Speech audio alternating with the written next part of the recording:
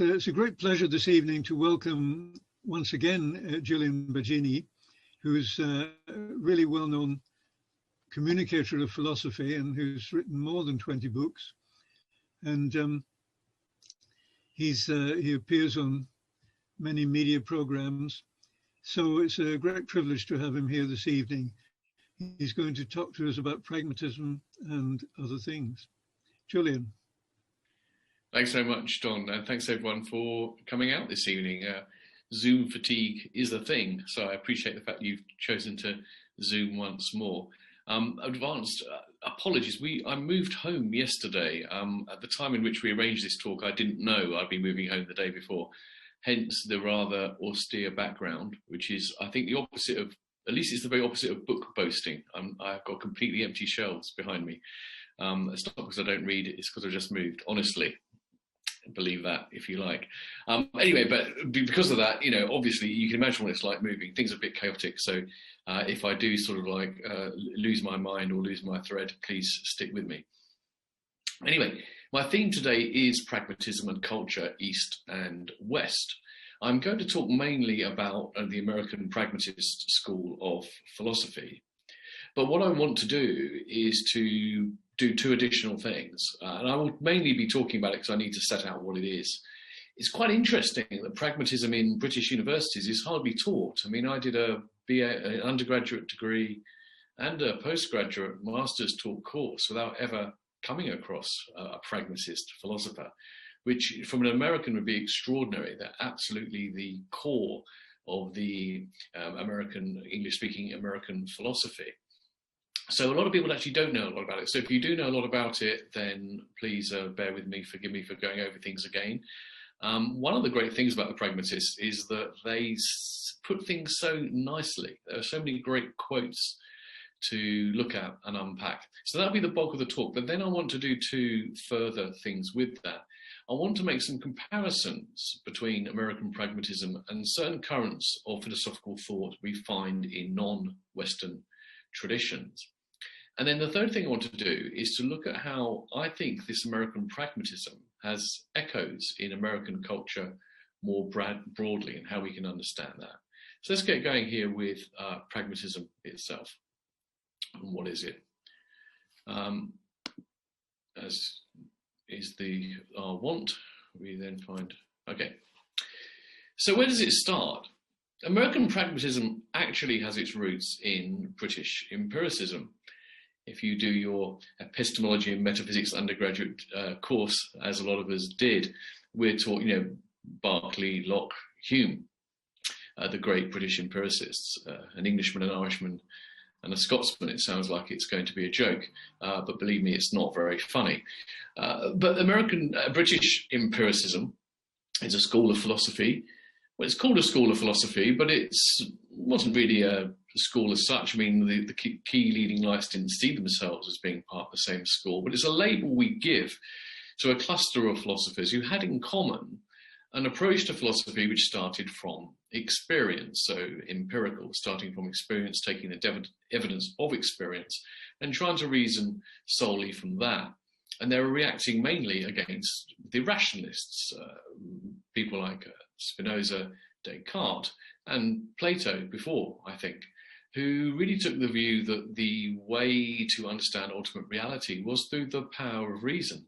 And by reason alone, we could actually come to understand the most important facts about ourselves and nature. This distinction between rationalism and empiricism, like all distinctions, is a little bit crude. But that's really where the American pragmatists took their inspiration from. So this is a quote from William James. The great English way of investigating a conception is to ask yourself right off, what is it known as? In what facts does it result? What is its cash value in terms of particular experience? And what special difference would come into the world according as it were true or false? Now, that may not be the classical description you get of British empiricism, and he actually says it's English in that typical way in which England and Britain are allied. But it's an interesting way of putting it. So the idea is that the way he sees it is that empiricism is a school of a kind of common sense actually. And you because you're starting from experience the way the world is, you don't sort of like ask what the nature of justice is, for example, by analysing a concept. You start from asking yourself, what is it known as? In other words, if we're going to talk about justice, we can only talk about that thing called justice in this world, what goes by the name of justice. Now, of course, you can still debate what are better and worse versions of that, but that is your starting point. To think about justice as an abstract concept without being rooted in the real world is ridiculous. The second point, it says, in what facts does it result? And this is a key thing. We'll have a look at some other quotes soon, which have a similar thought in slightly different ways. It bears repeating because it's the key one. In what facts does it result? The key point here is that, you know, what difference does it make to say X rather than Y? That's really what it means. In what facts does it result? What does it change? So if we say we demand justice, what is it about the world that we are demanding? What difference are we making to the facts of the world? And that's what he talks about. What is its cash value? Cash value here doesn't mean how much do you pay for it. It means, you know, how does it cash out? We talk about this phrase metaphorically, how an idea cashes out, meaning how does it actually work? And so, and what's special difference? Special here meaning particular, an archaic use of the term special. What particular difference would come into the world according, as it were, true or false? So, for example, you know, let's take Einstein's theory of relativity, quite an abstract idea in a way. To understand what that means, you have to understand, well, what difference would it make to the world if it were true or false? And this is, in fact, of course, how physics and science proceeds. The theory tells us that if it were true, the world would behave in this way rather than that way. And part of the way you test the theory is actually to see if that is actually the case. So although this description of empiricism, when you first read it, may sound slightly strange and may not sound like the typical one, I think you can see how it kind of fits the broad thrust of the philosophy. Charles Saunders Peirce, he's one of the second of the three great American pragmatists, put it like this: consider what effects that might conceivably have practical bearings you conceive the objects of your conception to have. Then your conception of those effects is the whole of your conception of the subject, of the object. Your conception of the object. So the idea here again is that really, if you this turns to more the idea of meaning in a way. A concept itself means what difference that concept makes to the world, or how it maps on to the world. And there's nothing more to be said about it than that. So here is a very tight combination of meaning with the use of language. A phrase that you might be familiar from Wittgenstein: the meaning of a word is its use in language. And in the latter part of the 20th century, second part of the 20th century in the UK, we had this thing called ordinary language philosophy. And I think there is an overlap here between pragmatism and those schools of philosophy. And again, it's about bringing things really down to earth. Meaning is not something which is found in the corner of the brain or consciousness. It's not anything to do with that. Meaning is to be found in the practical upshots of words and how they are used.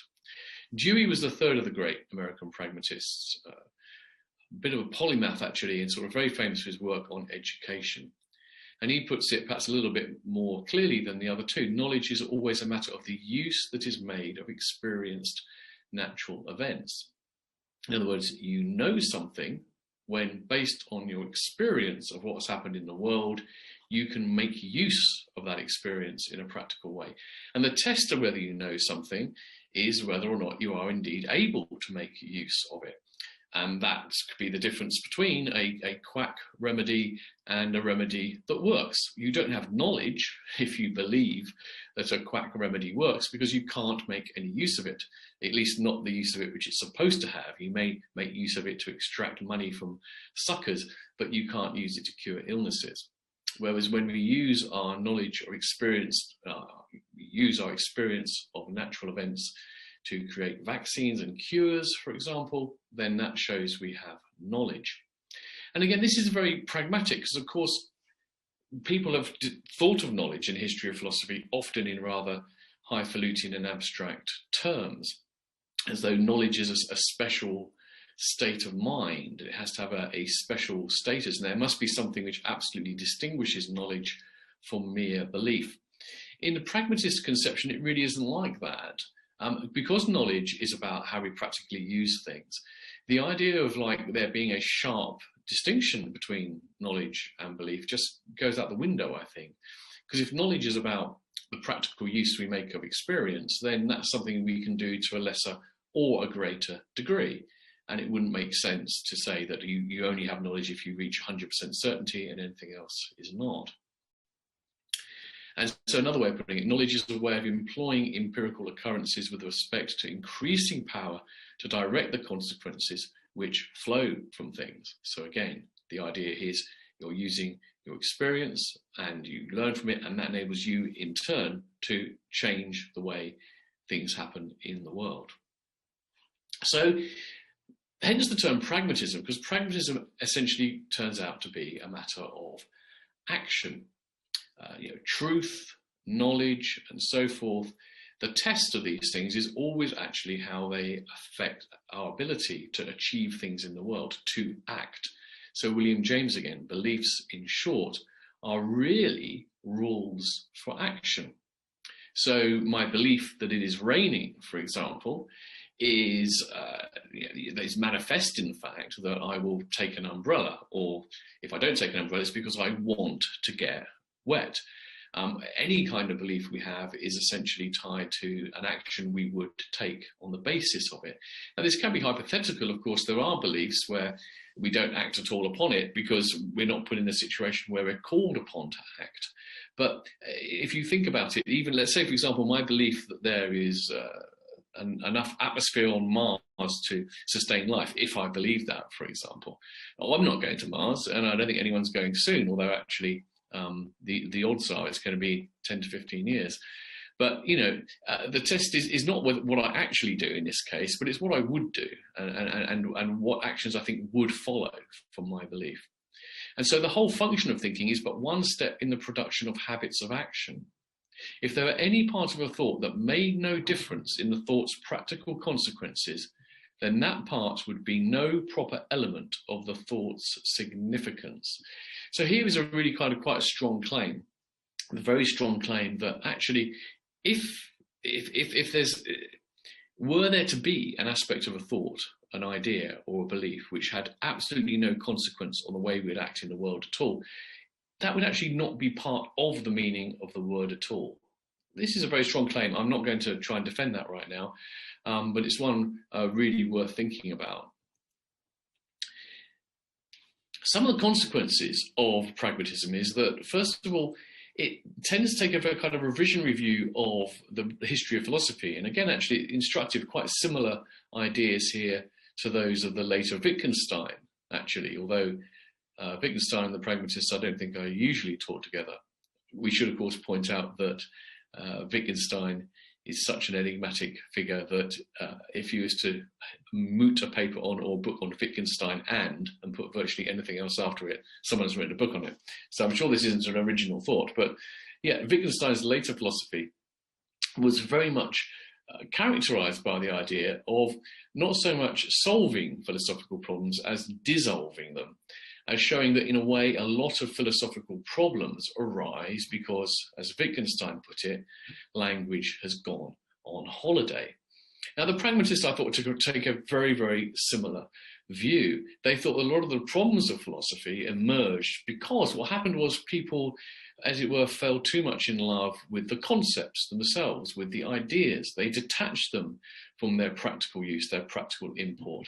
And as a result, they ended up getting involved in what were essentially merely verbal debates about abstract concepts, which led them into all sorts of blind alleys and dead ends.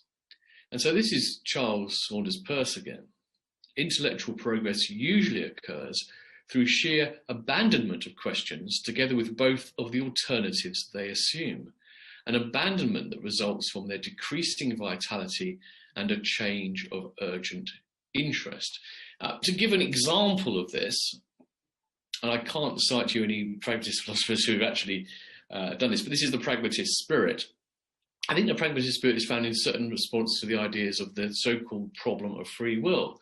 To a lot of people, the problem of free will is one of the most difficult and thorny in contemporary philosophy. In fact, it's interesting. We had a special edition of the Philosopher's Magazine many years ago now, in which we asked quite a number of leading philosophers what did they think were the most intractable problems that remained in philosophy.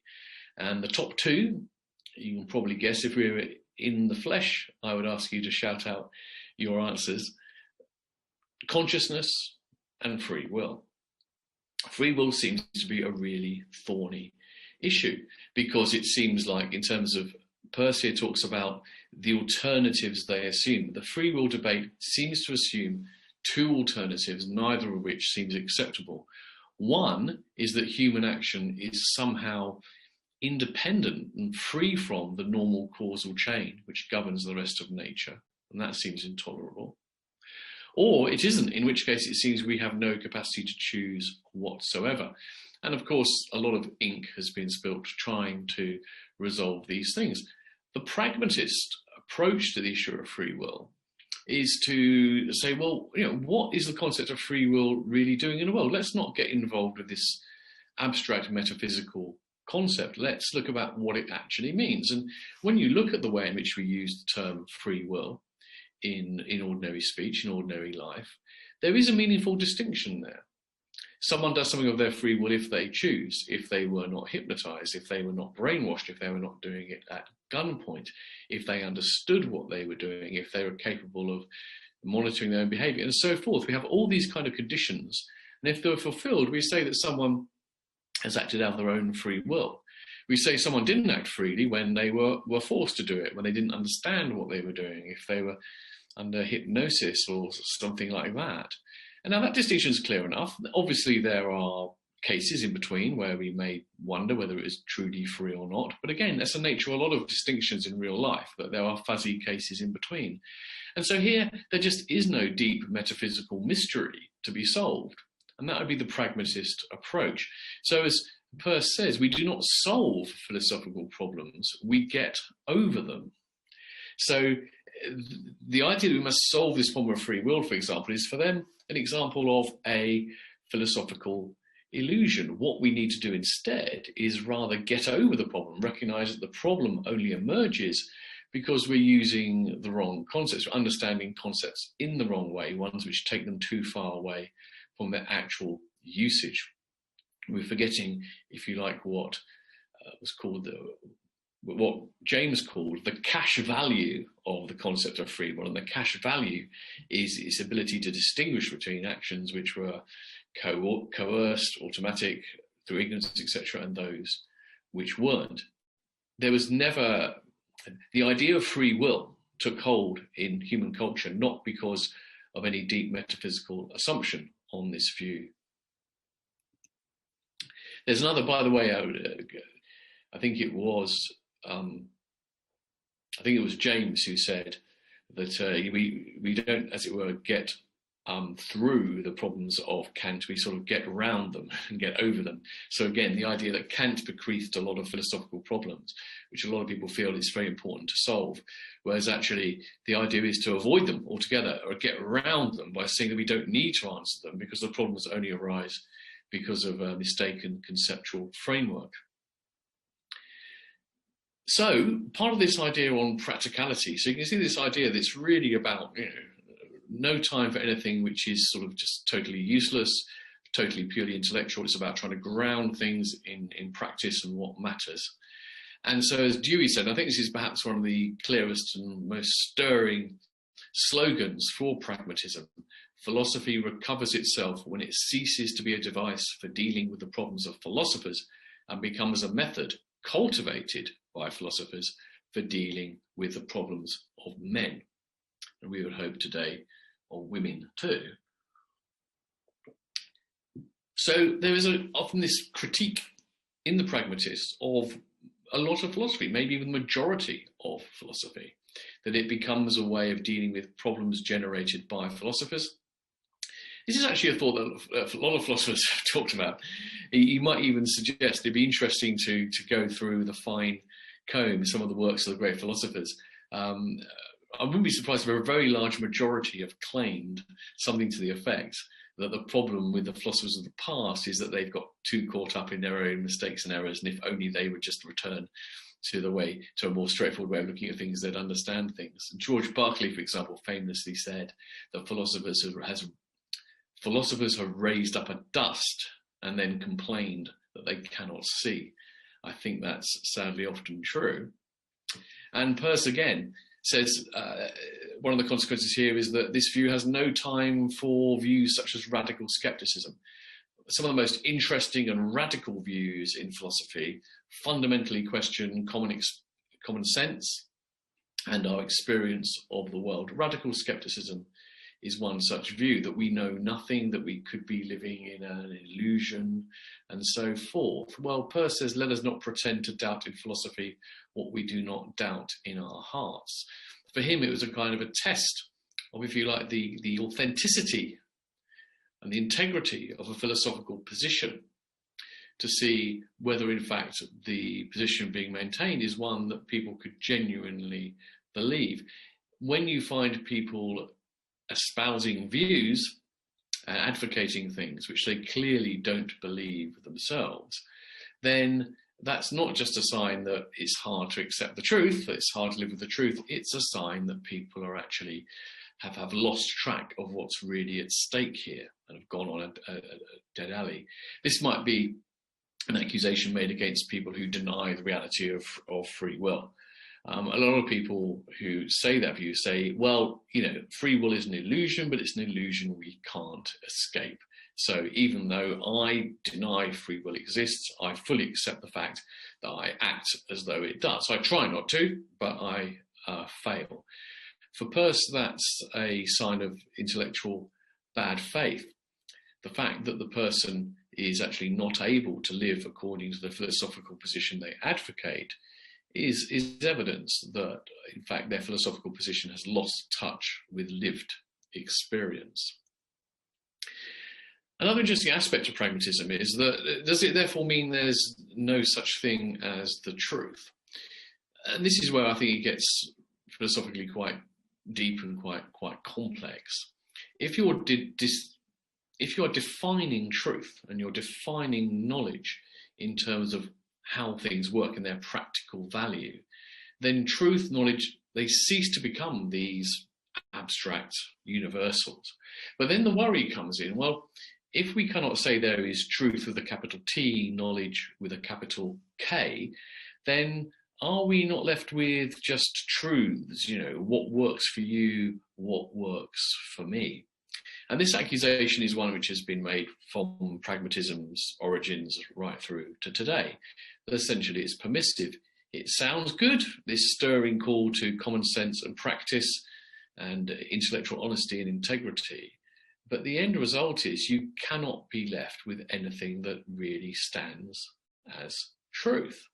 It becomes just what works for you, what works for me. That might change over time and so forth. Well, it was Peirce who came up with this idea of convergence, which was the proposed solution to this. He said there is a meaning to truth, right? A meaning of truth which doesn't mean that anything can count as truth, that we still have, as it were, robust grounds for distinguishing between truth and falsehood. And that is that truth, there is a kind of a single truth. And that single truth is the opinion which is fated to be ultimately agreed to by all who investigate. That is what we mean by the truth, and the object represented in this opinion is real. So, for example, the physics is still in flux. If we come up with an interpretation of quantum mechanics which is agreed upon by all competent experts, then that will be the true theory of physics. And reality will be what that description is representing. And that will be the truth. There's no relativism here. There's no room for divergence. There's no room for just anything goes. So they very much deny the idea that it allows a kind of intellectual freefall. It is something that perhaps has been come to believe, mainly because of something that William James said. This is quite a notorious passage which you often find quoted. You can say of it then either that it is useful because it is true, or that it is true because it is useful. Both these phrases mean exactly the same thing. Useful because true, true because it is useful. Now, at this point, people will throw up their hands and say, well, this can't be right. It may be useful for me to believe that I'm going to survive my terminal illness because that's what gives me the spirit to make the best of the time I have left. It's useful, but it's not true. And there are many other beliefs like that too. It may be useful, for example, for me to, in certain times in history, in certain parts of the world today, it may be very useful indeed for me to believe certain religious truths or dogmatic truths which are held by those in power without me. In fact, I may even be killed if I deny them. But that being useful doesn't seem to make them true. And this is often taken, therefore, to be the ultimate kind of confession of pragmatism's failure to have a robust notion of truth. But this quote is quite interesting because, as you can see, it doesn't end there. There is a comma. What follows the comma? Namely, that here is an idea that gets fulfilled and can be verified. So fulfillment, verification, an idea, isn't the full-blown verification theory we have here. But the idea here is that if something is true, if something is useful, then it will be testable in some way. It can be verified as true and useful. So clearly useful here doesn't mean that kind of very permissive, useful in a local kind of convenient way. James simply didn't mean that. He didn't mean if it's useful to tell a lie, then the lie becomes true. And this is perhaps unfortunate, clumsy phrasing. Because as you can see, if you add that final clause that is an idea that gets fulfilled and can be verified, you then look back at the quote we saw previously from Peirce and how he describes it. It should be very obvious that the pragmatists weren't saying at all that whatever will help you get through the day, that's true. They had this idea of truth would converge, the right picture would emerge.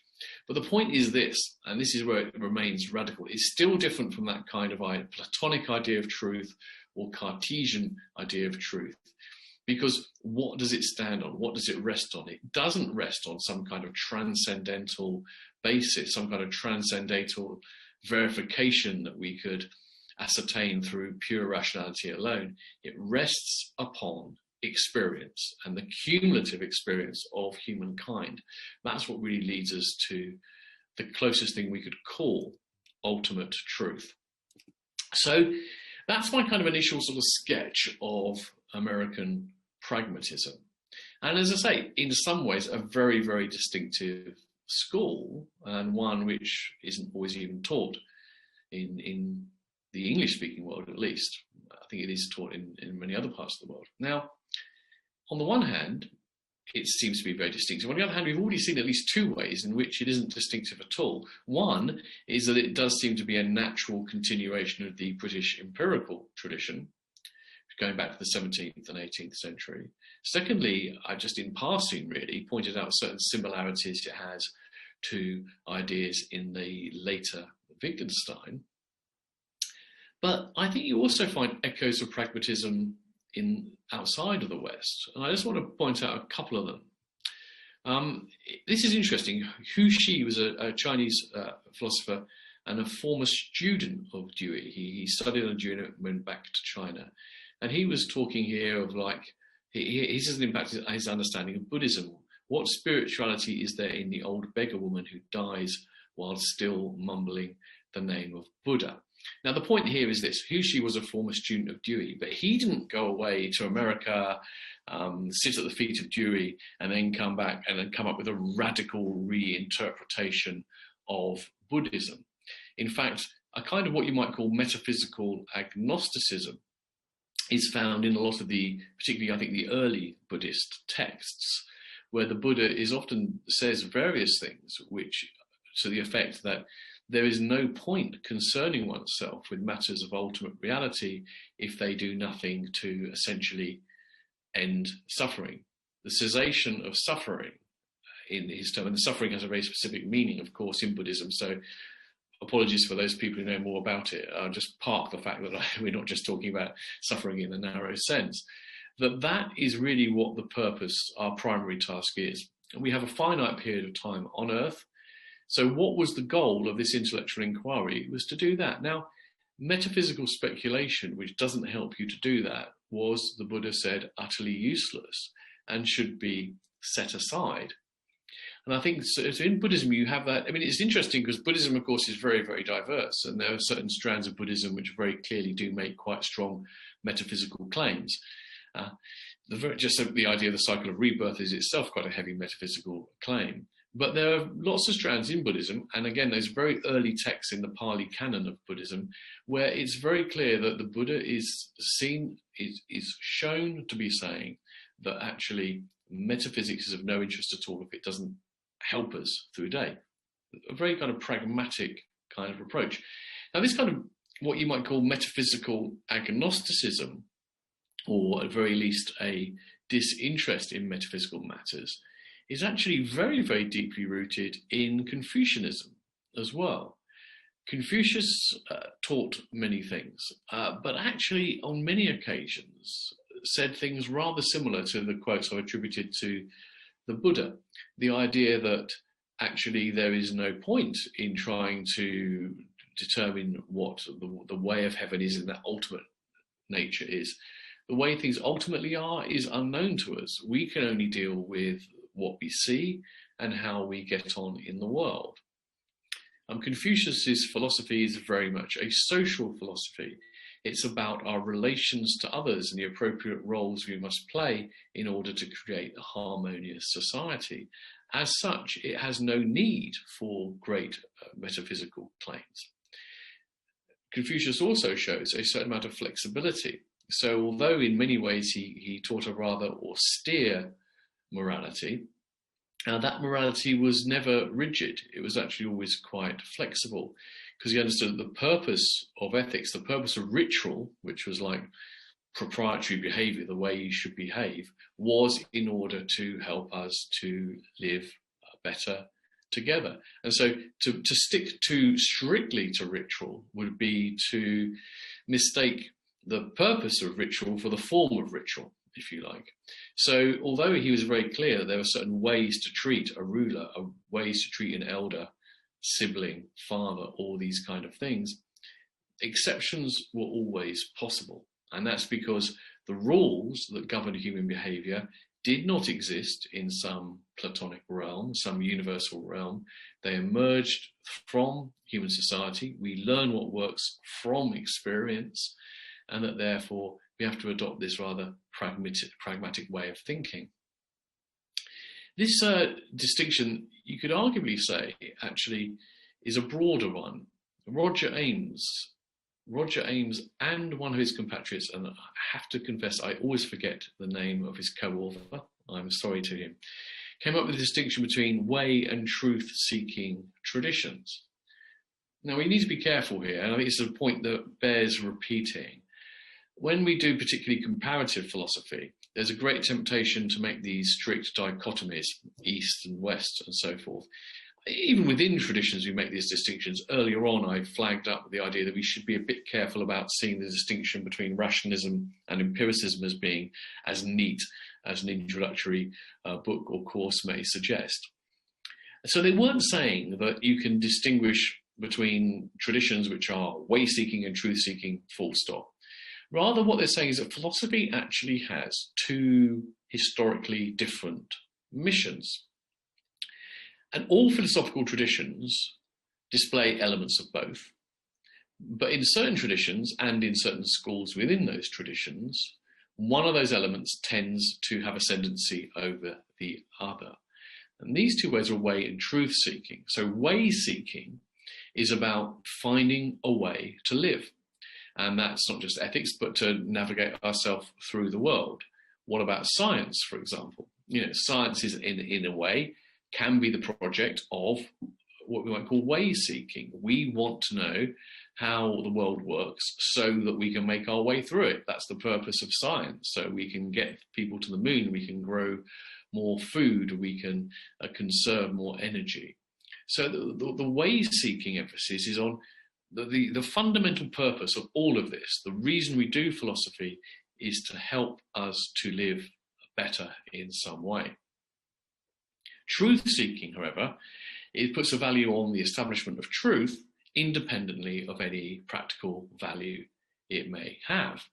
So the truth-seeking enterprise is simply to understand for the sake of understanding, and that becomes the primary goal. So here, it may be of no use whatsoever to anybody.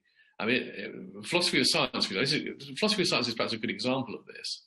Lewis Wolpert, the biologist who died fairly recently, was always very scathing about philosophy, partly because he liked to tease his philosophical friends at University College London, but partly because I think he genuinely couldn't see the point of it.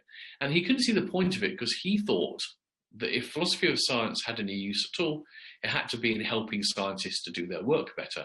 Evidently it didn't, he thought. Even that's not true, actually. There are many scientists who have been helpfully influenced by philosophy of science, but many don't, that's true, and therefore he thought it was useful. Whereas there's a defense of philosophy of science which would say, look, it's not actually about trying to help scientists to do their work better. If it helps them to do their work better, that's good. We just want to understand what science is. Is it describing the world? Is it simply coming up with models? What is it? And we want to pursue the truth about what science is, and that has a value independently of any practical value it may have. So you have these way and truth-seeking aspects of philosophy. And Ames et al. Would argue that in the West, it's been, well, actually in ancient Greece, they would say the way-seeking was dominant. The primary goal of philosophy was to help us how to live. But that over the centuries, philosophy has become much more about truth-seeking.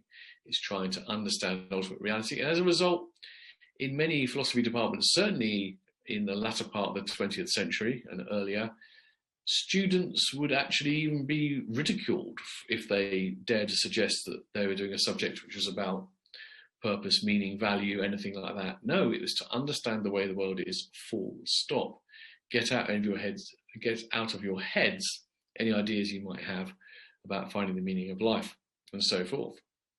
Whereas elsewhere in the world, the truth-seeking tradition has, first of all, been there for a very long time, and it remains more prominent. And again, it's worth stressing that within traditions there are differences.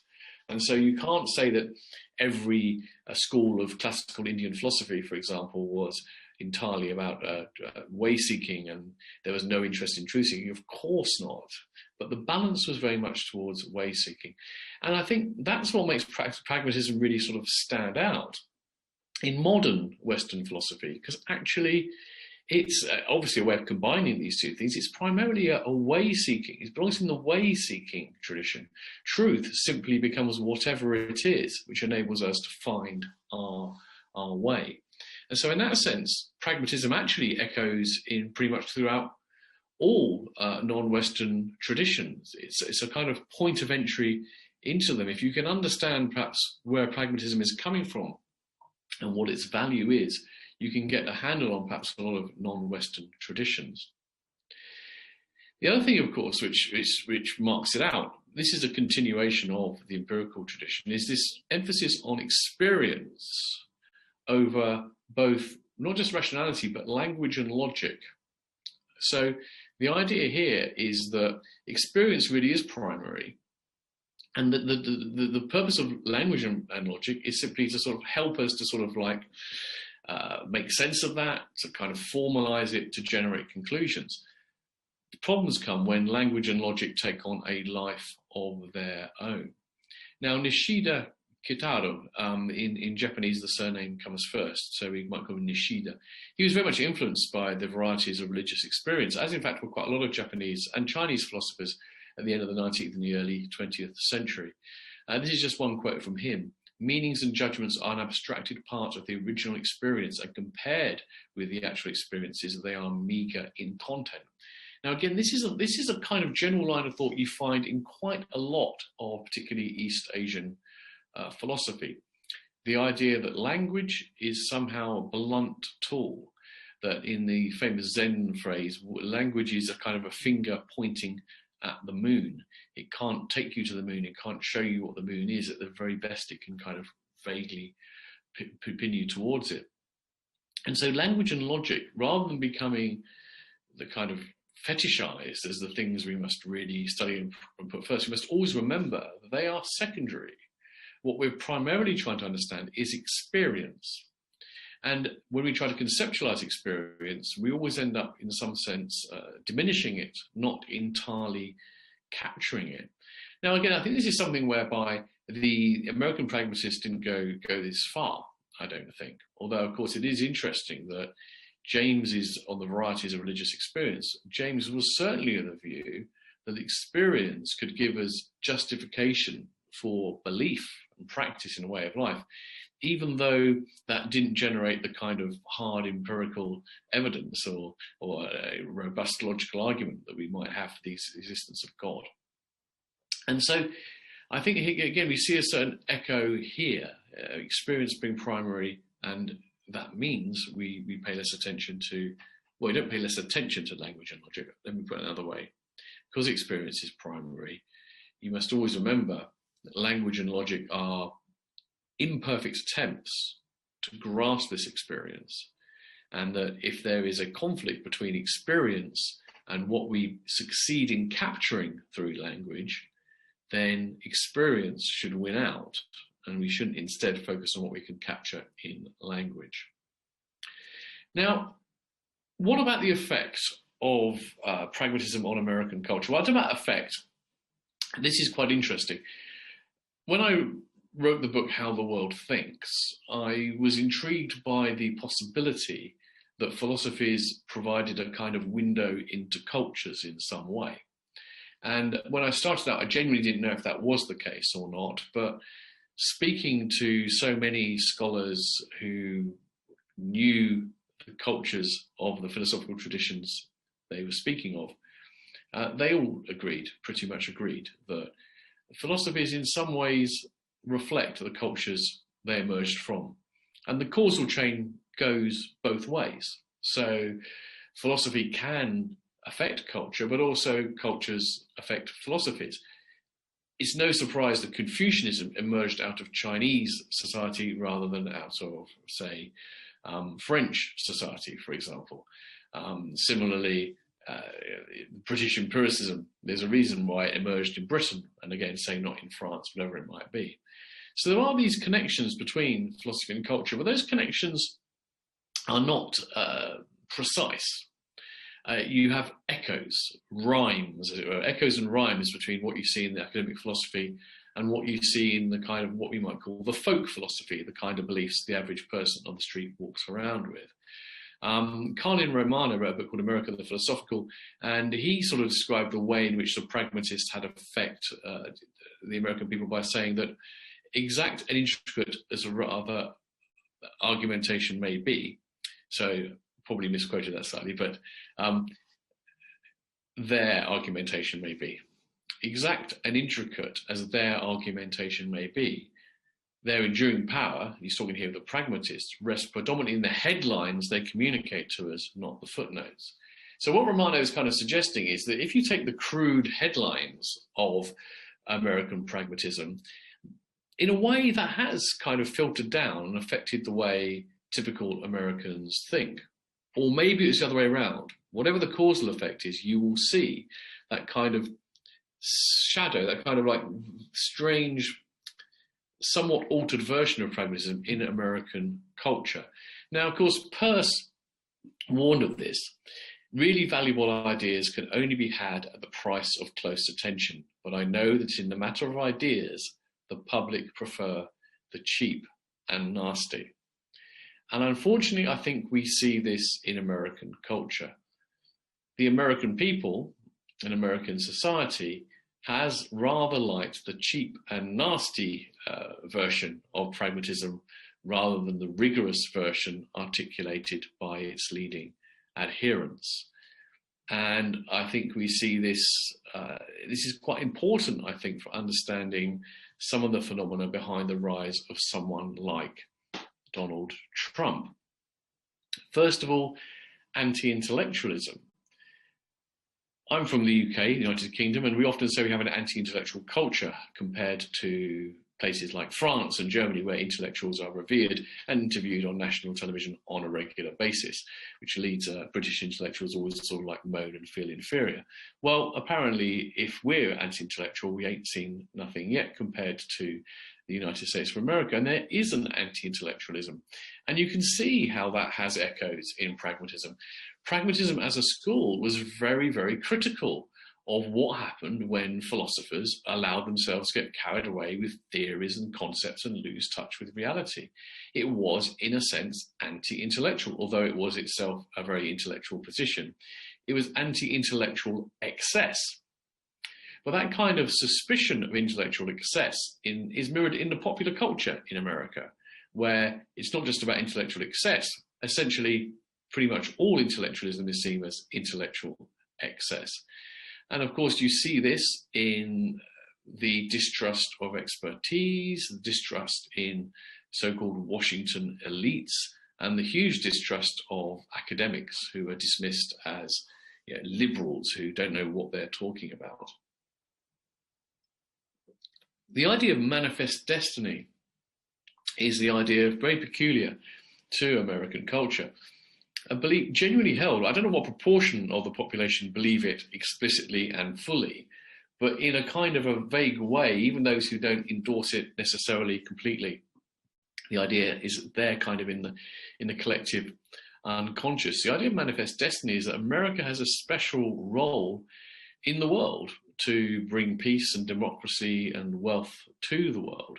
That it is kind of the chosen people of God, if you like. Now, this may not seem to have anything to do with pragmatism at all. And of all the connections I'd make, this is perhaps the most tenuous, but I wonder if there's something in this. Remember that idea of convergence? That the idea was that actually truth was what we'd all end up converging on. And there was this sort of like historical progression and inevitability towards it. And I think the idea that we are heading in a certain direction, and we are heading in a certain direction, and that's where we're going to end up, I think can perhaps potentially be echoed in the idea of manifest destiny. Another idea is of this sort of can-do attitude. Americans pride themselves in this can-do attitude, and clearly that's related to pragmatism, pragmatic with a small p, kind of a small p pragmatism, that we can achieve things, we can do things, we're practical, we get things done, and nothing will stand in our way. Here's an extreme version of this. Karl Rove, who is an advisor to George W. Bush, very famously said, when we act, we create our own reality. He criticized intellectuals and journalists for living in what he called the reality-based community. And he said they didn't realize that that was old-fashioned. We create our own reality. Now, of course, in the context of the Iraq War and so forth, the way he interpreted that phrase, I think, was potentially very dangerous and wrong. But I think you can see again, this is a kind of vulgarization, of bastardization of full-blooded pragmatism. The reality and truth are not sort of, as it were, out there as abstract entities, truths to be discovered. We move towards them by experience. In that sense, we're creating our vision of reality from the bottom up.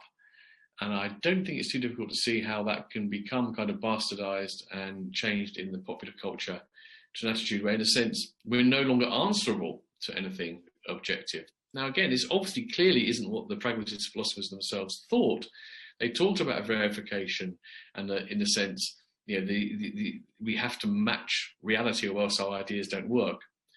But you can see how, if you understand it in a looser way, in a way which has wishful thinking, you can see actually we can create our own rationality. And that's one, maybe this is the last thing I'm going to talk about.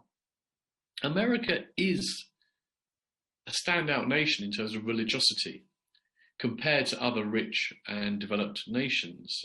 It's changing a bit now, actually, but nevertheless, secularization has advanced very fast in other parts of the developed world. In America, it hasn't.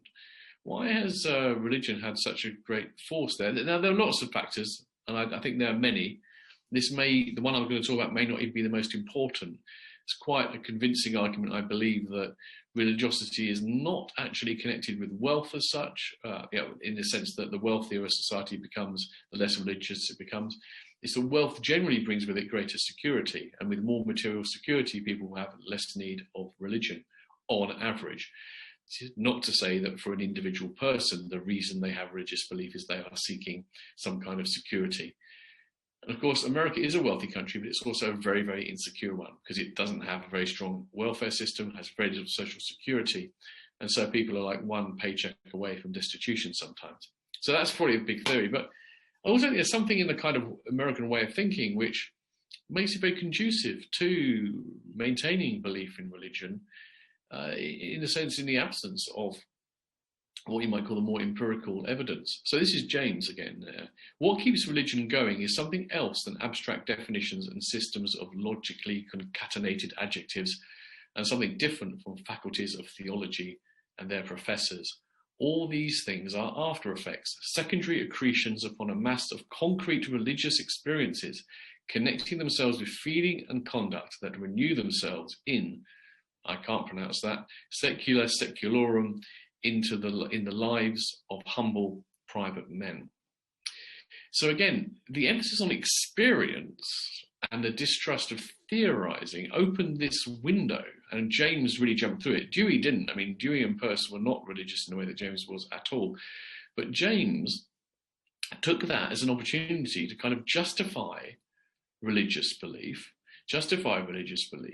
as something which could be rooted in experience and didn't need this kind of framework of rational justification.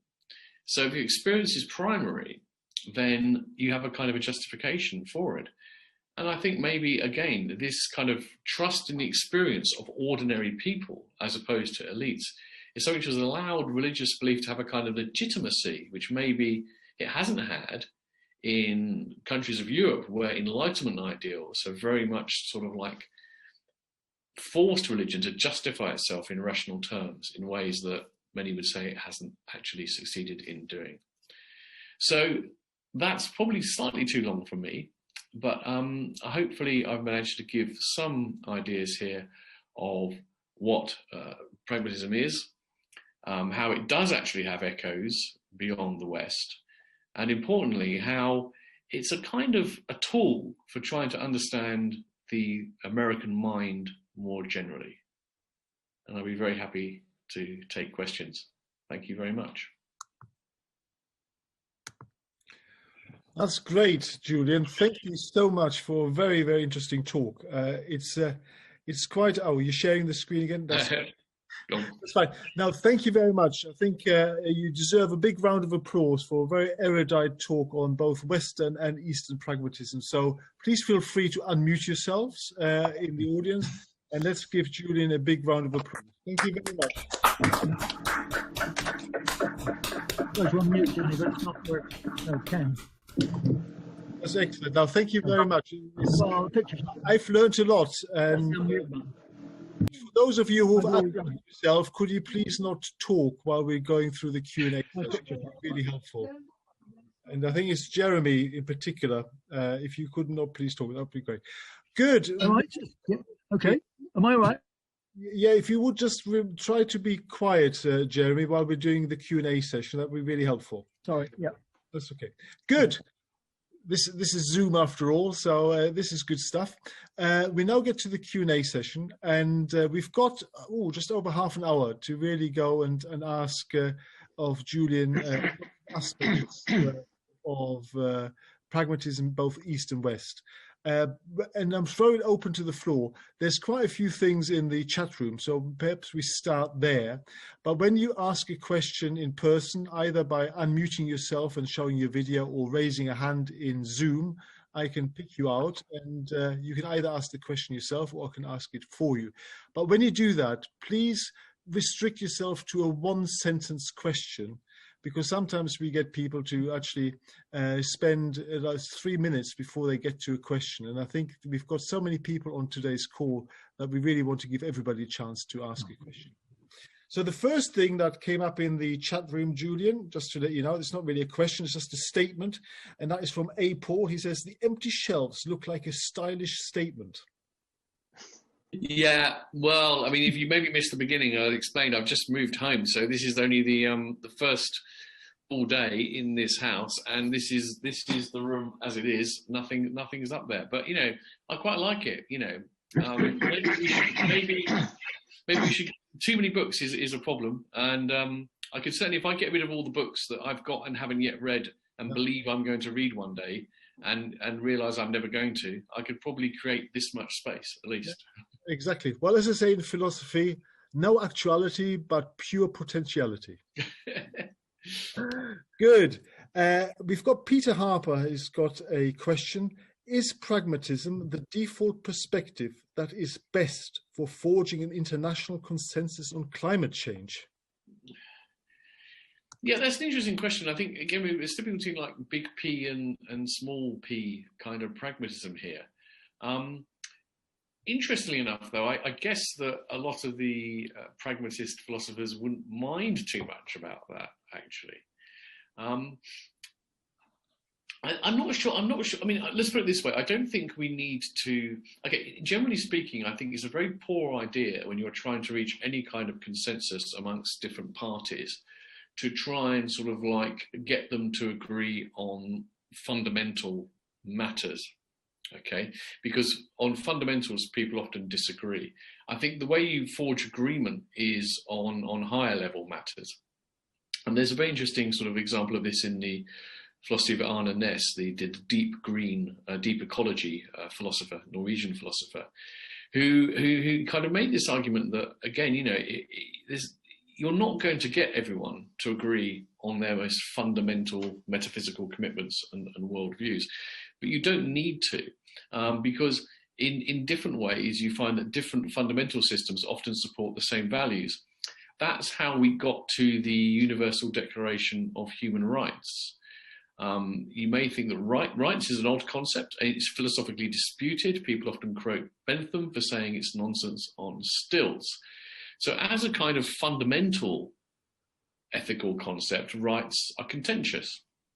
But that's not how the Universal Declaration worked. Rather, what happened was that cultures, societies that had quite different fundamental ways of frameworks for understanding the world and giving ethical support, if you like, they nonetheless managed to agree that a framework of rights was one which enabled them all to work harmoniously together and to achieve what they wanted to achieve and protect what they saw as good in society. So in that sense, that kind of a similar small p pragmatism, I think, is necessary for dealing with climate change. What we need to do is to, you know, I mean, get people to understand that whatever their most fundamental commitments are, we have a shared interest in keeping this climate control thing under control and working together. So I don't think you need to persuade them with a big P pragmatism in order to have that small p pragmatic resolution. Yeah, well, good, very good. Ken asks, how did Peirce reconcile his pragmatism with his expertise in mathematical logic, which relies on rational deduction from axioms? Yeah, no, good question. I don't know, but there's nothing to reconcile in a way. I mean, there are two things. I mean, first of all, you could simply have the view. I mean, so I don't know what Peirce thought of this. Okay, so this is just, but it's an invitation to sort of like explain how you may both have an interest in mathematics and in pragmatism. There are two possible answers. One is that you think there's some benefit and value in, you know, in pure logic and ideas. It's just, don't confuse that with trying to understand the nature of the real world and the mission of philosophy. It's just something else. But the other way of looking at it, which perhaps would make more sense, maybe this is more plausible. Maths actually is useful. What is maths? I mean, there's a philosophical question. What is maths? Is it a purely abstract system, or is it actually something which is very, very important for manipulating and understanding the world? Now, I think the more we've advanced with science, the more we might say that actually, yeah, maths isn't, turns out not to be removed at all from the concerns of the world. Many problems in physics in particular have been solved by mathematics, right? But the real test, the test that they've been solved with them has been that when you then run the tests and experiments to see whether these theories hold, they make accurate predictions, such as, for example, how the gravitational pull of the moon would sort of bend the light from the sun. These claims made.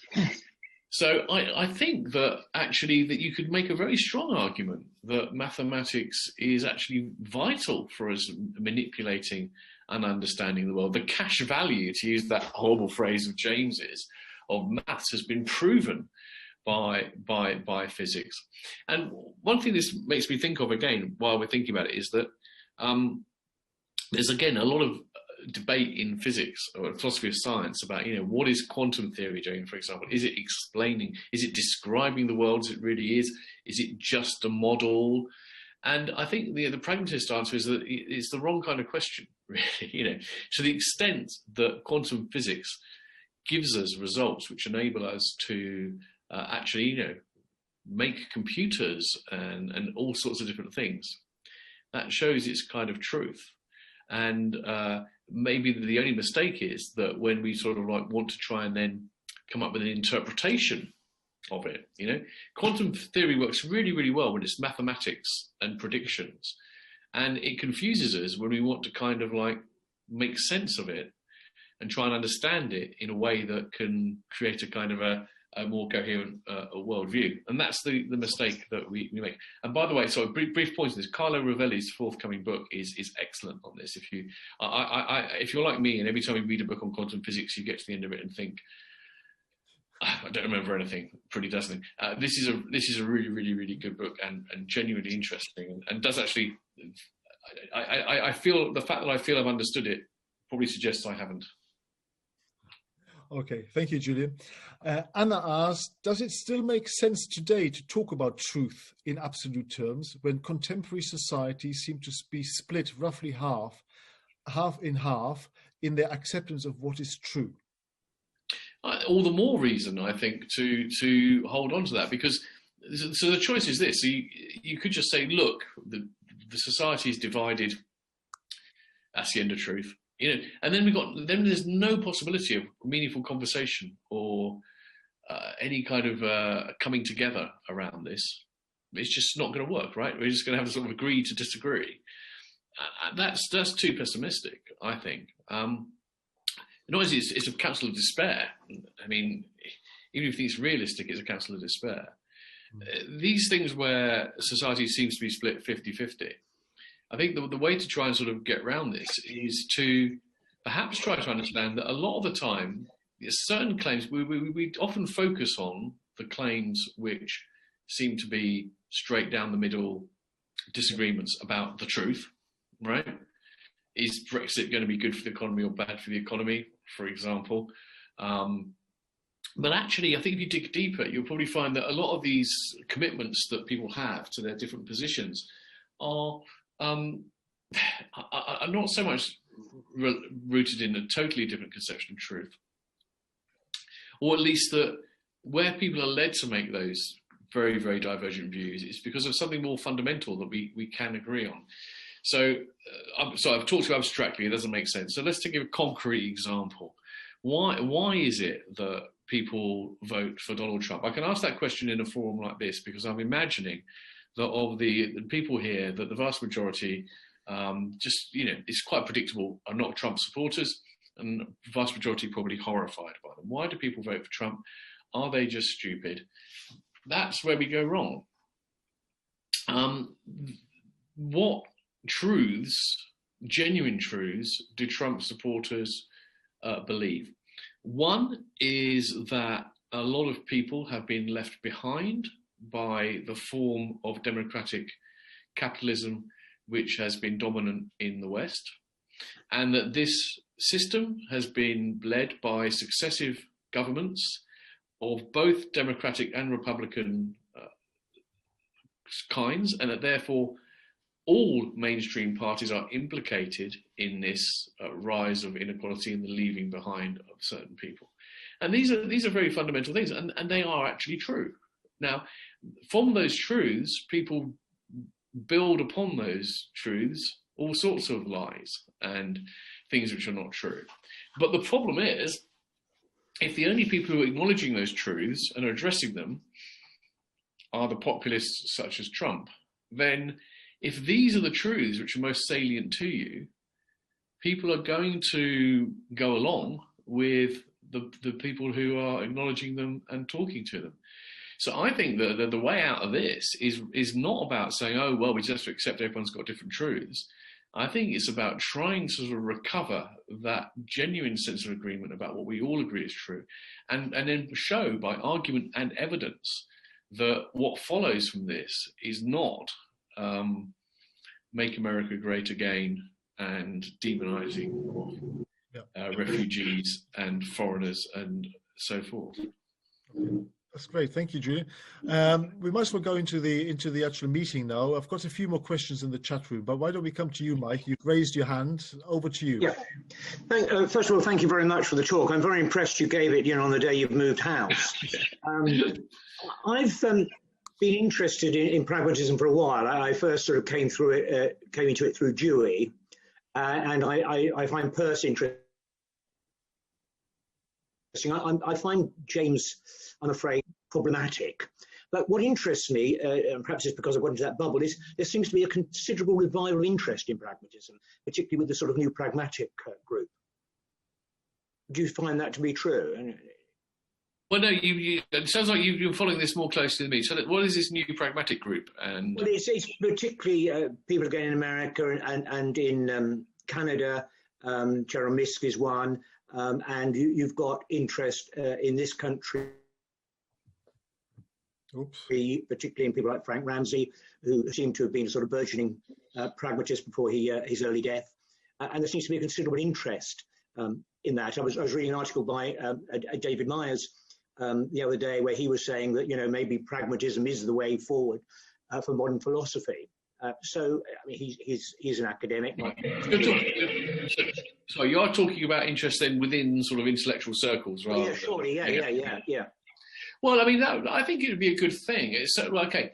I think in America, it's always been the case. I mean, I remember when I did the Philosophers magazine, we used to go once a year to the American Philosophical Association Eastern Division meeting to try and have a stall and get subscriptions.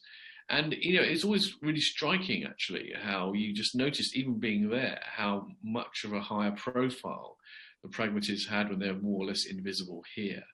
And so, I mean, people like Hillary, I've lost my head now. Hillary Putnam. Hillary Putnam, thank you very much. Hillary Putnam, Hillary Putnam was hugely, I think he even identified as a pragmatist.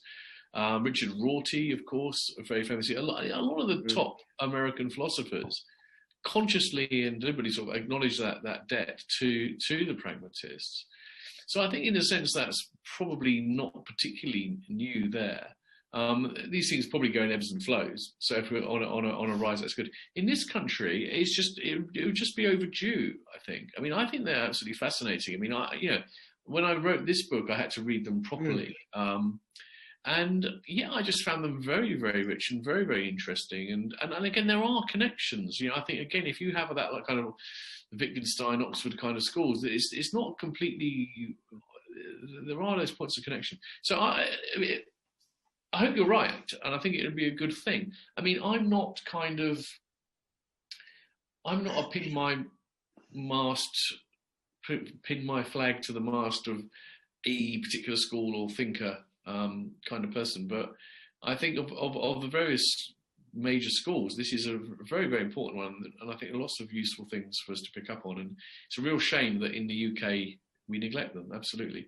There's a very good, if you are interested in this, by the way, there's I mentioned it in the book, there's a a pragmatist reader, it's called, simple as that. And it's a very, very good introduction to the primary sources. And the primary sources are very, very readable. I don't know if you found that, Mike. Did you find that?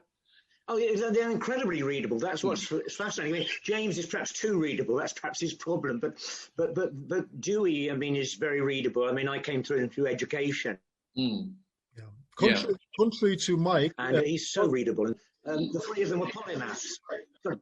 Sorry, Mike. Contrary to your view that things are picking up in pragmatism in philosophy currently, we've got Chris here stating in the chat room, why do you think interest in pragmatism has declined in philosophy? Well, again, let's just do a survey, shall we? I don't know what it is. We'll have to have a look and look at the literature. Someone should do a statistical study of the citations of these people over the last 30 years. And then come back and tell us whether it's increased or declined. Well, we can always do a Hegel dialectic and say it's increased in America, it's decreased in the UK, and we fuse it. It's probably average in Europe. So I think we synthesized it in some form. Right. Let's go to the next question. Does anybody want to ask a question live rather than through the chat room? Please raise your hand or unmute yourself. Otherwise, I'll keep on going in the chat room.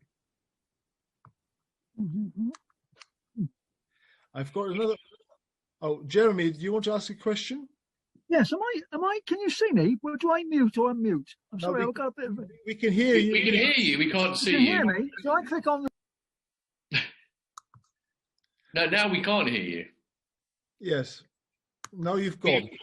We could hear you, and now we can't. Unmute. You can unmute him, can't you, host? Well, I'm trying to. I can ask him to unmute. Jeremy, you're back. Just ask your question. I had a slight problem earlier with it. Yeah. Johnny sorting out. Okay. Jeremy, don't worry about the video. Just ask the question. I'm sure you're very beautiful, but my question is very, very, very short, really. It seems to me that it's the use value. What I said, the core concept of pragmatism. Would that be a correct reading of it? The use value. Whatever ideas are useful. Yeah. Well, one has to be careful, really, really careful about this, because I think that you've got to. If you remember, I had that quote where I had the William James quote where I stopped it before the final clause after the sentence. Right. That that something is true to the extent it's useful and useful or true. You can say either thing, right? Right. Okay. But I think by useful they are meaning something not quite what you might take it to mean, right? So when you use value, it's in a more kind of holistic sense, if you like. I think the idea is this, that if an idea is true, it will prove to be useful to us, not just in the short term, not just expediently, but in the longer term for helping us to achieve what we do. So this is why, for example, it may be useful to me in the short term, expediently, to I don't know, say that accept that a certain belief is true to avoid being executed by the North Korean regime, for example. Yeah. So our honourable leader is a genius, and our country is prospering. To believe that might be very expedient and useful in the short term, but it's not expedient in the long term, because North Korea is a crackpot nation going down the drain, and it's not going to, and not only that, it's not just a problem in the sense of feeding people and everything. It's not conducive to. We know that despotic regimes are not very conducive to the production of truth, because agendas, people don't work on what's truthful, they work on what they need to hear. So the famous example in the Soviet Union, where they tried to kind of this completely Lysenkianism, wasn't it? The completely bogus sort of genetics, where they kind of like wanted to kind of basically conform to the Stalinist belief that they could engineer themselves out of to better crops in these ways. So it's not going to be useful in the long run. So by useful, in the long run, in the round, holistically, and what really useful means is in understanding and therefore being able to more accurately manipulate the world. Okay, thank you, Julian. Yeah, okay, thank you. Right, I've got something else in the chat room. Anna has got another question. Isn't the belief that most, if not all, people can reach an agreement on fundamentals at the basis of the idea that thorny social issues can be addressed through citizens' assemblies? Well, I don't know about that. It's a good question.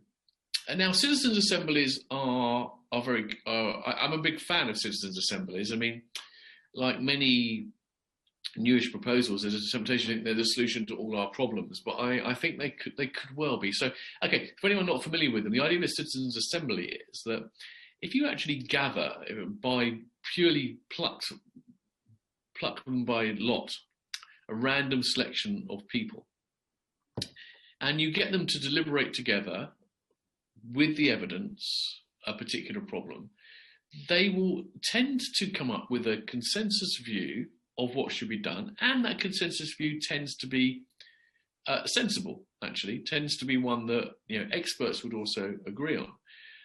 I don't know if there's bound to be at least one notable example of where this hasn't worked, but when it's been tried again and again, it tends to really work.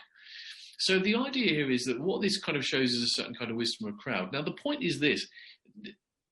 Anna suggested that this shows they can reach agreement on fundamentals, but citizens' assemblies are not there to get people to agree on fundamentals. They're getting people to agree on particular policies. So, for example, a lot of people are calling for citizens' assemblies on climate action, right? Because at the moment, most people say the governments are not doing enough to push forward on a climate agenda. And one reason why they don't is because a lot of the things they have to do would be unpopular and people won't take it. But the point is this, the idea is if you get a citizens' assembly together on climate change, they will decide probably very sensible things, and it will have a legitimacy that it won't have if it came as a top-down solution. So knowing that 100 of your fellow citizens, plucked from random, has sat through the evidence and decided that actually, yes, we do need to phase out the internal combustion engine quicker than we're doing, will give that policy a legitimacy, whereas if Boris Johnson were to announce it tomorrow, it would be posh Tories trying to take away affordable cars from everybody else, right? Now, that doesn't require agreement on fundamentals in the sense that the people in that citizens' assembly may be Christians, Jewish, Muslim, atheist, secular. They may be conservatives, they may be socialists, they may be liberals. They're going to represent a large cross-section. And the process of the citizens' assembly is not going to mean that at the end of it, they're all going to change those fundamentals. They're not. In fact, they almost certainly won't. But they will reach agreement on the concrete proposal. And I think that's, again, going back to the example I used of the Universal Declaration of Human Rights, that's the kind of the way that process worked. It wasn't that everyone had to kind of like decide what the fundamental principles underpinning these rights were. They simply had to come to the agreement that this was a really good international legal framework for running the world, and they did.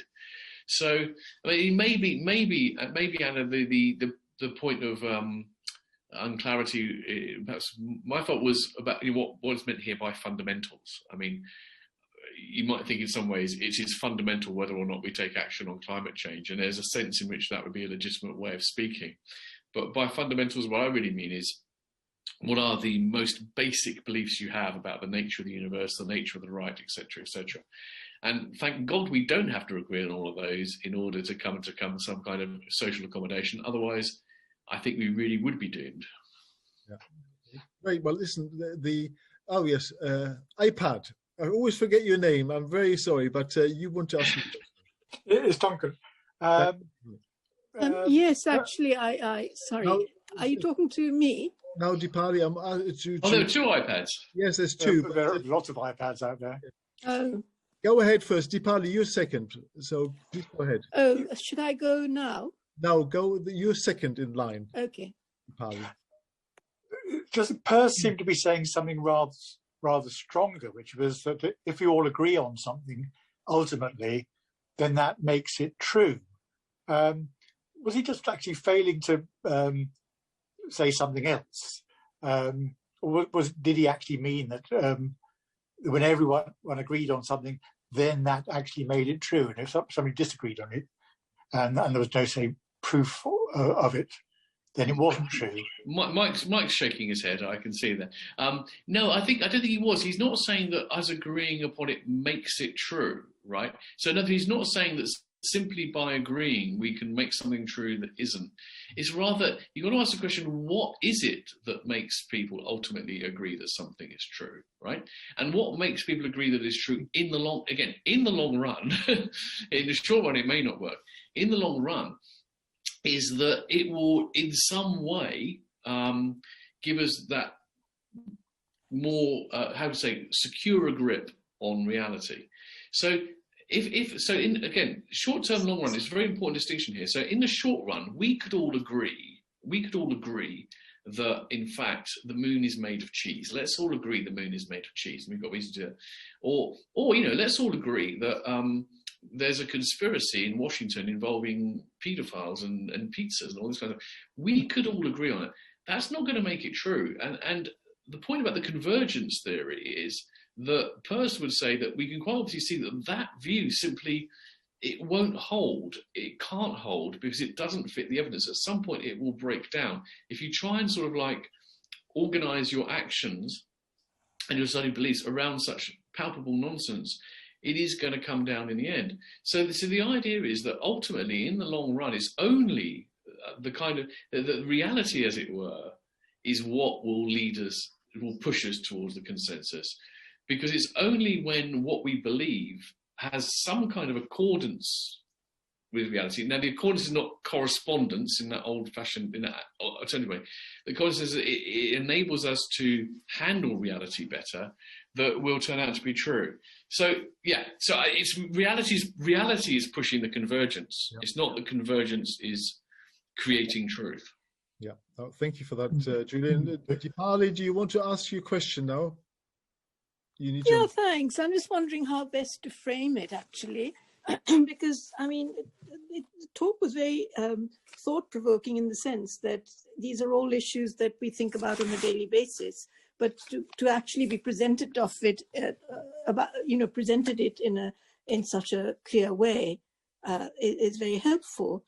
The thought that the last thought that came to me actually is that in terms of policies, government policies based on common good, where it's possible to get consensus based on, shared welfare, shared well-being.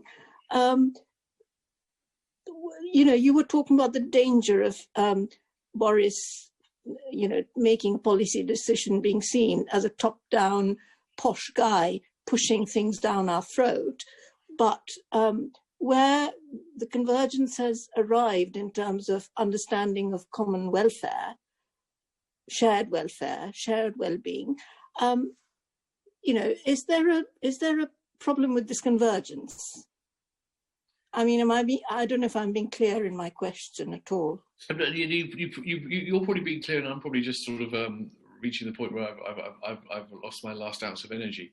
But sorry. No, it's all right. It's the move. It's not. So have a go again and say that there's a convergence around welfare. You're saying, which is not the same as convergence around truth and convergence around what shall I say? Commonality. Acceptance of policies. Yeah. Well, I'm not sure I've entirely got you, but I think that allow me just to sort of say a few things that I'm sorry. Apologies if I don't answer the question properly. I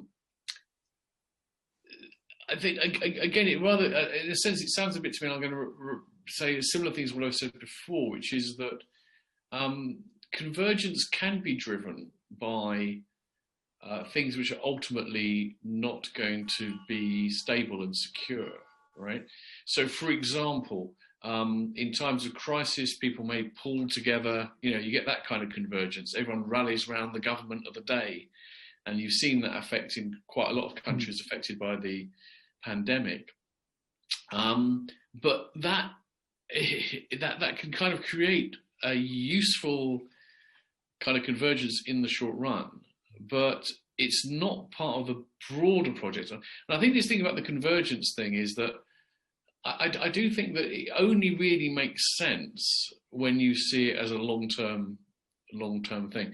And you might also say, you might also doubt that maybe they were just too optimistic about this. And if you're sort of a fan of someone like John Gray, a Bathonian himself, a good citizen of Bath, would probably, I imagine, not have a lot of time for this. He would say the pragmatist idea that, we're going to converge at the same kind of, that we're going to converge at what we would call the truth, sounds great. And it sounds like we've got rid of all that metaphysical baggage of the Enlightenment and all that kind of thing. But actually, it's repeating the same old kind of myth that history has a kind of direction and we're all heading in the same way. And it's simply, history suggests that isn't the case, and we'll get reversals and so forth. However, I would say that when it comes to sort of the good society, the John Gray kind of argument that we see things going in backwards and forwards and there's no inevitability seems to hold forth.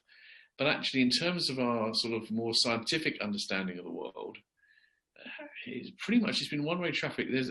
Can we name a major reversal? We can think of society, rulers who have come in and have banned certain forms of knowledge and have brought about reversals from that point of view. But the humanity as a whole, in terms of its science, has kind of pretty much been getting better and better and has kind of been converging. And so, yeah. I think that's a good explanation to Deepali's. Yeah, thank you. We're now, sorry, Deepali, but we're now getting towards the end. We're getting towards 9 o'clock, and we probably have to draw things to a conclusion. But before I tell you a little bit about what's coming up in the philosophy series over the next few months, perhaps you could all unmute once again and thank Julian for a very engaging talk tonight. Thank you very much, Julian. Thank you.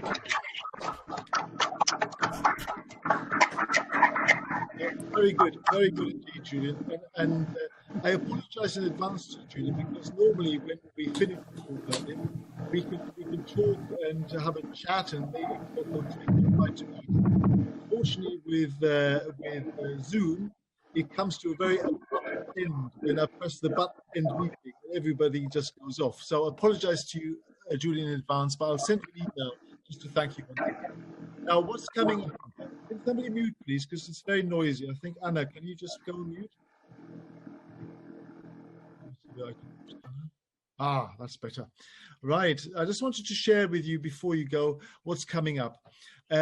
Actually, something else is coming up this month, and we're holding a virtual Vienna symposium, which is beyond philosophy and psychology, but does include that. It's actually happening via Zoom on the 19th to the 21st of March. It includes something like 9 different talks on architecture, literature, art, etc. But it also covers 3 talks on philosophy and psychology. And they include Dr. Arif Ahmed from the University of Cambridge, talking about Vienna and Wittgenstein's Tractatus is one. The second talk is by Professor Stephen Frosch from Birkbeck College, London. And he's giving a talk on the Genesis of Psychoanalysis, i.e. Freud. And the third speaker on the these are all on the 21st, by the way, of March. The third speaker is David Edmonds, who has written a book on the murder of Moritz Schlick and the rise and fall of the Vienna Circle. So this will be a talk on the Vienna Circle and logical positivism. And I think Julian mentioned, both the Vienna Circle and Wittgenstein as part of his talk today. So that would be interesting. That's on the 21st of March. So make a note of that. Tickets are available via the BLSI website. And then in April, we're going to have a Zoom meeting and a talk by Professor Plomin, giving a talk on the DNA revolution and parenting. And then in May, Don and I are setting up a Daniel Dennett video followed by a discussion, and that one will be free to everybody concerned. So again, that will be on the website over the next few weeks. So really, that gives you a snapshot into what's happening. Julian, I would like to thank you once again for a very interesting talk, and thank you very much for bringing pragmatism to life, not just in the West, but also in the East. And it's a pleasure. And as we always end these meetings, Rosemary wants to start sharing her screen. Maybe we want to unshare that screen, Rosemary. Okay, let me just take that off. She's saying other things. Picture. It's very good. Well, let's see whether we can stop that. Okay, we're back in the room. Excellent. Well, listen, as I always say on these days and these times, please stay healthy, please stay safe, and please stay sane. And we'll see you next time. All the very best. All right, thank you. Thank you.